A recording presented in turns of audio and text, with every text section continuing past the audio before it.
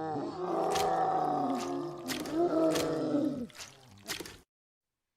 grew up in what people would consider a bad household. My mom and dad were in a bad relationship, and they did nothing but argue every day. My mom would complain that my dad would stick in the basement almost every day and never spend any time with me. And my dad would always have the same response, that he's doing research down there. The only problem was that we were prohibited from going down to the basement. 3 locks were built into the basement door, and he kept his one key on his old key ring. The key had a torn blue sticker at the bottom of it with a brown rusty tip. However, my mom finally got a hold of it somehow. And that same day when I came home from school, Dad suddenly told me she left us for another man. He seemed truly broken and sunk in his misery. So I tried pretending to be normal at first, but I couldn't stop crying like a baby when I finally got back in my room. After a few months of emotional breakdowns, my dad finally got over it. Furthermore, he started to visit the basement more consistently to the point where I would feel like I lived alone. I kept thinking my dad was working very hard, since I saw him being very distraught after coming upstairs from the basement. I thought everything was fine until I started hearing noises at night. They weren't just regular noises. It was kind of someone's crying and scream of agony. But the most disturbing sound of all was the sound of growling, like some kind of beast would exist down in the basement. The next morning I complained to my dad, but he acted like he had no idea what I was talking about as he walked past me to get ready for work. So I just shook it off, assuming that he was watching some horror movie down there, or if I was just imagining the whole thing.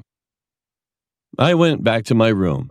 As it was the weekend, I was ready to catch up on some Saturday morning cartoons.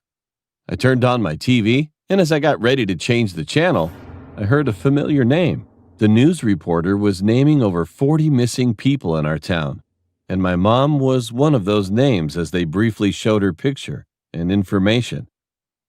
I was confused about who would file a missing person report for her, because my grandparents both died in a tragic car accident years ago. She had no siblings, and my dad told me she left us for another man. I wanted to inform my dad, but soon I was concerned it would make him depressed again. And in a way, I was still angry at her for leaving us. So I ignored it and changed the channel. A few minutes later, my dad came in to tell me he was leaving for work. He gave me a kiss on my forehead and informed me that he'd be back later that night. After he left, I invited my best friend Austin to come over. He then arrived shortly after, and we played a game on my PlayStation. As we were about to plunge into the game, we suddenly heard a strange noise coming from the basement. "What was that?" Austin asked, being confused. "I don't know. My dad does some kinds of experiments down there. It's probably a rat or something." Austin looked amused. "No, dude, we can't go down there. My dad said so," I said quickly, bringing an end to Austin's excitement. It has no reason to doubt that Austin was disappointed. Then he asked for something to drink, so I went to the kitchen to get some juice for him. However, I was hit with a foul odor of something rotting as soon as I arrived in the kitchen. I looked around to see what could be the cause of the smell, and I found that the basement door was cracked open. I went to close it, but the curiosity got the best of me. So I called Austin to help me investigate. We darted down the stairs to the basement, clenching our noses at that horrible smell.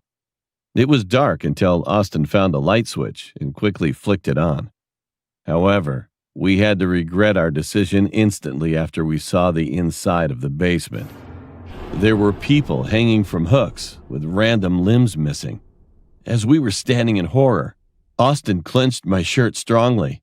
I could see the piles of feces and human remains contained within certain sections of the room. But the most disturbing and disgusting sight of all was the cage in the dark right corner of the room. The inside of it seemed to be a person sleeping at first, but as it looked up, I quickly realized that thing was not a person. What is that?" Austin shouted, shaking with fear. I ignored his question. To be more specific, I couldn't answer. "That thing," was indescribably frightening.